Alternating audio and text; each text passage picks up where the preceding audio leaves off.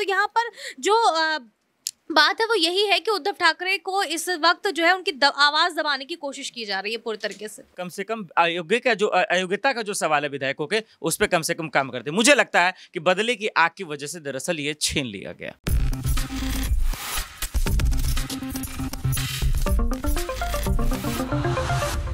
नमस्कार, next 9 news देख रही हैं आप और मैं हूं आपके साथ प्रज्ञा सिंह। महाराष्ट्र में सियासत एक बार फिर से गर्माती हुई दिखाई दे रही है और इसकी वजह है उद्धव ठाकरे और मुख्यमंत्री एकनाथ शिंदे के बीच चल रही घमासान। दरअसल आपको बता दें कि जहां एक ओर अभी तक कैबिनेट विस्तार को लेकर एकनाथ शिंदे और उनके विधायक लगातार चर्चा में बने हुए थे, तो इसी बीच हमने देखा कि जिस तरह से बीते 19 जून को महाराष्ट्र में शिवसेना ने अपने 57वें स्थापना दिवस को मनाया। इस दौरान देखने को मिला कि पहली बार शिवसेना के 2 गुट हुए और 2 अलग अलग जगह पर शिवसेना के दोनों गुटों ने स्थापना दिवस को मनाया, जिसके बाद से एक बार फिर से उद्धव ठाकरे और शिंदे के बीच तनातनी देखने को मिल रही है। और अब यहां पर सवाल ये उठ रहा है कि क्या वाकई में शिंदे सरकार जानबूझकर उद्धव ठाकरे और उनकी शिवसेना को घेरने में लगी हुई है। पहले आदित्य ठाकरे और सांसद संजय राउत के करीबियों के घर पर ईडी की रेड, और आज जिस तरह से जानकारी सामने आ रही है कि पूर्व मुख्यमंत्री उद्धव ठाकरे और उनके बेटे आदित्य ठाकरे समेत 3 नेताओं की सुरक्षा को कम कर दिया गया है। सवाल लगातार ये उठ रहा है कि आखिरकार उद्धव ठाकरे के खिलाफ जिस तरह से शिंदे की सरकार एक के बाद एक ये कड़े फैसले लेती हुई नजर आ रही है, आखिरकार इसे किस तरह से देखा जाए। क्या आगामी बीएमसी चुनाव और लोकसभा चुनाव को देखते हुए मुख्यमंत्री एकनाथ शिंदे घबरा चुके हैं, और क्या इसीलिए वाकई में उद्धव ठाकरे और उनके गुट को तोड़ने के लिए यह हथकंडे अपनाए जा रही हैं? इसी खास सवाल को लेकर आज फिर से हम अपने इस न्यूज रूम में आ चुके हैं और इसी चीज को समझने की कोशिश करेंगे कि आखिरकार क्या वजह है, क्यों शिंदे सरकार एक के बाद एक उद्धव ठाकरे के नेताओं को, उनके मंत्रियों को निशाने पे लेती हुई नजर आ रही है। यहाँ पर मेरे साथ मेरे सहयोगी आसिफ हैं। आसिफ, जिस तरीके से महाराष्ट्र में एक के बाद एक फैसले, आखिरकार क्यों सिर्फ और सिर्फ उद्धव ठाकरे और उनके नेताओं पर ही मुख्यमंत्री एकनाथ शिंदे लेते हुए नजर आ रहे हैं? क्या वो घबरा रहे हैं उद्धव ठाकरे से, उनके वर्चस्व से, कि कहीं वो उनकी सरकार को गिराने में कामयाब ना हो जाए? जी शुक्रिया। देखिए, इस देश में जनता हालांकि नेता, विधायक और सांसद को इसलिए चुनती है कि कम से कम रोटी, कपड़ा, मकान, इन मसलों पे वो बातचीत करे। देखिए, लेकिन दरअसल अगर आप हिंदुस्तान की राजनीति को परखेंगे, समझेंगे, तो आजकल क्या हो गया है कि बदले की राजनीति ज़्यादा होती है, चाहे किसी भी राज्य में हो। आप देख रहे हैं कि एकनाथ शिंदे 40 विधायकों के साथ किस तरीके से पैसों पर बिक गए, इसमें कोई शक नहीं है। भले वो इसको कितना भी कवर अप या बचाने की कोशिश करें, लेकिन सच्चाई तो यही है ना कि कई ऐसे राज्यों में पैसे की बदौलत बीजेपी ने सरकार बनाई है। क्योंकि आज चाहे आप कर्नाटक जाएं, मध्य प्रदेश जाएं, या फिर आप महाराष्ट्र जहां का जिक्र कर रहे हैं, वहां जनता ने उनको चुनकर नहीं भेजा, लेकिन पैसे था, प्रशासन उनकी, ताकत उनकी और सरकार उनकी बन गई। अब जहां तक आदित्य ठाकरे की, कल भी हमने आपसे बात किया, और आज उद्धव ठाकरे की जिस तरह से सुरक्षा छीन ली जाती है।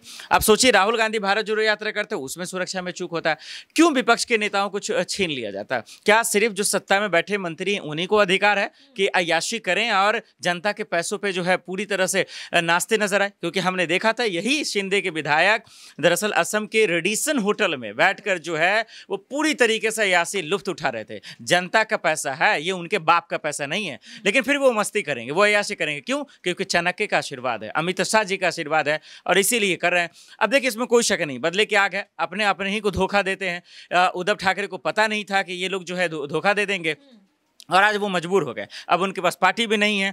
चुनाव आयोग को लेकर कांग्रेस खुद ये बोली है कि बीजेपी की एजेंसी का काम कर रही है, और वाकई वो ईमानदारी से करती तो आज कम से कम अयोग्यता का जो सवाल है विधायकों के, उस पर कम से कम काम करते। मुझे लगता है कि बदले की आग की वजह से दरअसल ये छीन लिया गया। वाकई में देखिए, ये बहुत बड़ा सवाल है, और ये सवाल उठना भी लाजमी है, क्योंकि शिंदे गुट के नेता, जिन्हें ये खबर अब पता चली है कि उद्धव ठाकरे और उनके बेटे की सुरक्षा को कम कर दिया गया है, अब ऐसे में सवाल ये उठ रहा है कि क्या अब उद्धव ठाकरे के साथ अगर आने वाले समय में कोई बड़ी अनहोनी हो जाती है तो इसकी जिम्मेदारी आखिरकार कौन लेगा, क्योंकि उद्धव ठाकरे कोई छोटे मोटे नेता नहीं है।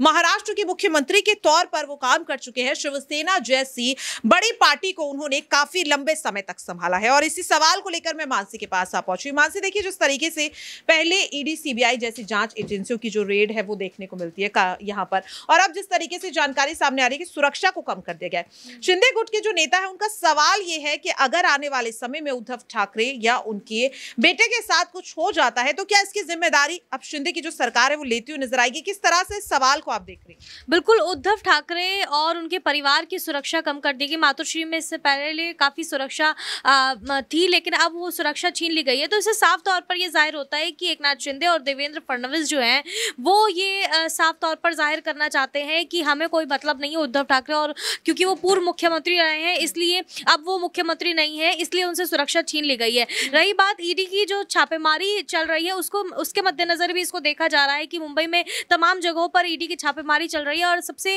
अहम बात यह है कि उद्धव ठाकरे के करीबी और आदित्य ठाकरे के करीबी जो हैं उनके घर पर यह छापेमारी चल रही है। तो साफ तौर पर एकनाथ शिंदे जो है वो ये दिखाने की कोशिश कर रहे हैं कि उद्धव ठाकरे जो है उन पर भी ईडी की शिकंजा लगातार कस सकता है और किसी भी समय उनके घर भी ईडी पहुंच सकती है। तो यहाँ पर जो बात है वो यही है कि उद्धव ठाकरे को इस वक्त जो है उनकी आवाज दबाने की कोशिश की जा रही है पूरी तरीके से। वाकई में देखिए, बहुत बहुत शुक्रिया। और ये सवाल भी बहुत बड़ा है कि क्या वाकई में उद्धव ठाकरे को दबाने की कोशिश की जा रही है, क्योंकि लगातार यहाँ पर जिस तरीके से उद्धव ठाकरे को लेकर के ये कयास लगाए जा रहे थे कि जिस तरीके से शिंदे गुट के जो विधायक है उनकी नाराजगी बढ़ रही है, और ऐसे में कैबिनेट विस्तार से पहले शिंदे को कोई बड़ा झटका लग सकता है। पहले पोस्टरबाजी और अब जिस तरीके से उद्धव ठाकरे के गुट को तोड़ने की कोशिश की जा रही है, सवाल यहां पर यह उठ रहा है क्या इन सब हथकंडों से शिंदे अपनी सरकार को बचा पाएंगे? और इसी सवाल को लेकर मैं अबरार के पास आ गई। अबरार, देखिए, जिस तरीके से उद्धव ठाकरे के खिलाफ इस तरह की जो कार्रवाई हो रही है, क्या लग रहा है क्या इन हथकंडों से मुख्यमंत्री एकनाथ शिंदे अपनी कुर्सी, अपने विधायक और अपनी सरकार को बचा पाएंगे? देखिए, एकनाथ शिंदे की सरकार भले ही एक देखने में लगती है, लेकिन भारतीय जनता पार्टी पूरी तरीके से इस सरकार को संचालित करती है। सवाल ये बड़ा है कि एकनाथ शिंदे ने भले ही जो है विधायकों को अपने साथ मिलाया, लेकिन विधायकों को साथ मिलाने की अगर हम बात करते हैं तो आपको ये बात ध्यान में रखनी होगी कि भारतीय जनता पार्टी या फिर देवेंद्र फडणवीस की भूमिका क्या थी। देवेंद्र फडणवीस को जब मुख्यमंत्री नहीं बनाया गया उस समय जब उनकी पत्नी अमृता फडणवीस ने ट्वीट कर इस बात की जानकारी दी और ये कहा कि रात के अंधेरे में देवेंद्र फडणवीस जो है जा करके मिला करते थे विधायकों से, और कहीं ना कहीं जो है इस सरकार के बनाने में जो है वो उनकी बड़ी भूमिका को दर्शाना चाहती थी, दिखाना चाहती थी। उसके बावजूद भी भारतीय जनता पार्टी ने उन्हें मुख्यमंत्री नहीं बनाया। अब खेल दो तरीके का है। एकनाथ शिंदे के साथ अगर वो तमाम के तमाम विधायक एक बार फिर से जीत करके आते हैं या फिर भारतीय जनता पार्टी उन्हें दोबारा मुख्यमंत्री बनाने के बारे में फैसला लेती है तो फिर देवेंद्र फडणवीस उनके खिलाफ हो जाएंगे। तो कुल मिलाकर के माना जाए एकनाथ शिंदे के लिए ये खेल इतना ज़्यादा आसान नहीं रहने वाला आने वाले समय में। भले ही इस समय ये माना जा रहा है कि विधायकों के तेवर बिगड़ते ज़रूर है, लेकिन एकनाथ शिंदे और भारतीय जनता पार्टी मिलकर उनको शांत करवा देती है।